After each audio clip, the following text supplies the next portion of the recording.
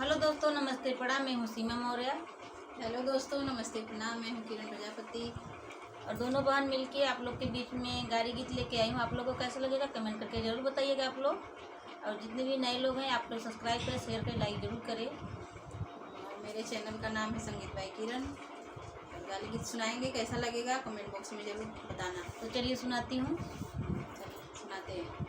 तुमड़िन में भांग भरी रसिया, तुमड़िन में भांग भरी रसिया, तुमड़िन में ससुरु का बहिनाया वारो के देलिन, गवारो के देलिन, हिंदू छोड़ मुसलमानों के देलिन, ओ जाके दई के भाबूत लई लेलिन, पंडित के दई के साहित पूछले अलिन, हमरे पापा के दई के होरिला लई लेलिन, तुमड़िन में भांग भरी रसिया, तुमड़िन में भांग भरी रसिया, तुमड़िन में भसुरु का बहिनाया वारो के देलिन, गवारो के देलिन, हिंदू छोड़ मुसलमानों के देलिन,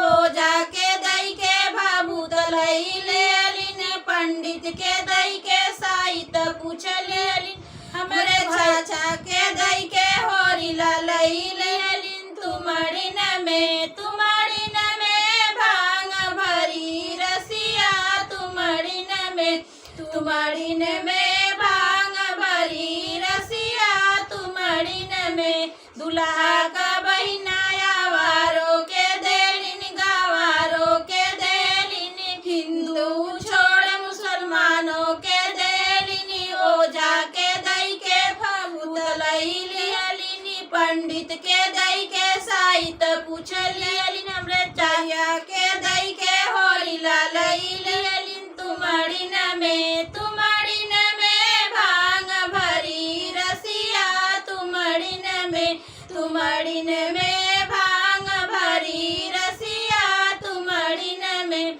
देवरा का बहिनाया वारो के देलिन, गवारो के देलिन, हिंदू छोड़ मुसलमानों के देलिन, ओ जाके दई के भाबूत लई लेलिन, पंडित के दई के साहित पूछ लेलिन, भैया के दई के होरिला लई लेलिन, तुमड़िन में